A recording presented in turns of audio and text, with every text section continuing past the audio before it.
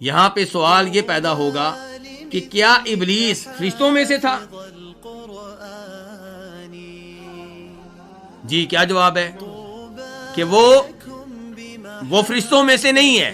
دلیل کیا ہمارے پاس؟ سورہ کہف کی آیت جس میں اللہ تعالیٰ کہتے ہیں کان من الجن ففسق عن امر ربی، کہ ابلیس جنوں میں سے تھا اور اس نے اپنے رب کے حکم کی نافرمانی کی۔ تو قرآن کریم نے واضح طور پہ بتا دیا کہ وہ کیا ہے، وہ جن ہے، وہ فرشتوں میں سے نہیں ہے۔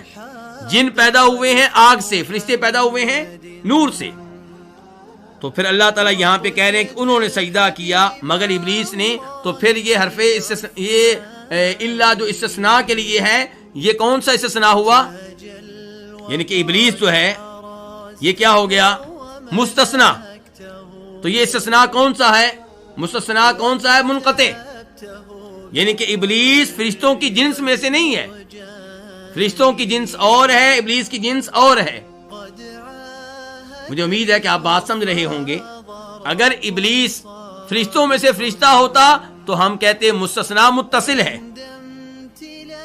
لیکن ابلیس فرشتوں کی جنس میں سے نہیں ہے تو ہم کہہ رہے ہیں مستثنیٰ کون سا ہے؟ منقطع ہے۔ تو انہوں نے سجدہ کیا مگر ابلیس نے سجدہ نہیں کیا۔ اب یہاں پہ ایک اور سوال پیدا ہوگا۔ سوال یہ ہے کہ جب اللہ نے حکم فرشتوں کو دیا تھا تو ابلیس تو اس حکم میں داخل نہیں ہے، پھر اسے کس چیز کی سزا ملی ہے؟ تو اس کا جواب یہ ہے کہ اللہ رب العزت قرآن حکیم میں ارشاد فرماتے ہیں سورہ اعراف میں قال ما منعک الا تسجد اذ امرتک، جب میں نے تجھے سجدہ کرنے کا حکم دیا تھا تو نے سجدہ کیوں نہیں کیا؟